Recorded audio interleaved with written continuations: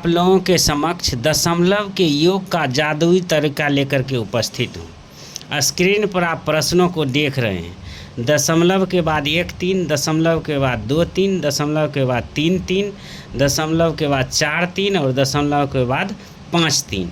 इस तरह का प्रश्न अभी प्रायः ट्रेंडिंग में है।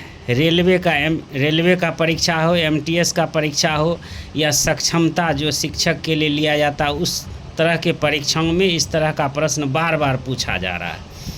यह प्रश्न इतना आप देखने से आपको लग रहा है कि बनाने में कम से कम 3-4 मिनट लगेगा, लेकिन आपको जो मैं जादुई तरीका बता रहा हूँ उससे बस 10 सेकंड लगेगा। सिर्फ अभ्यास की आवश्यकता है।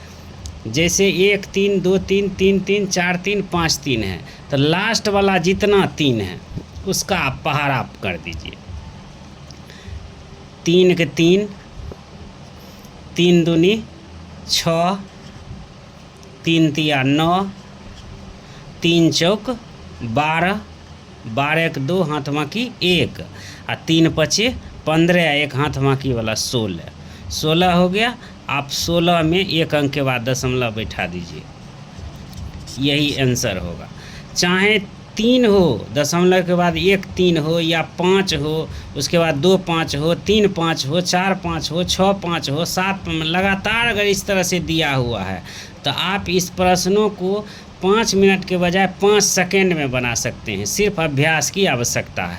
इसके लिए मैं आपके लिए एक प्रश्न छोड़ रहा हूँ, जिसको आप बना करके देखिएगा। इसमें 5 का पहाड़ा पढ़ेंगे, 5 के 5, 5 दूनी 10। जब 2 अंक में आएगा तो उसका आप अगले में हाथ बाकी जोड़ते जाइएगा। बहुत बहुत धन्यवाद।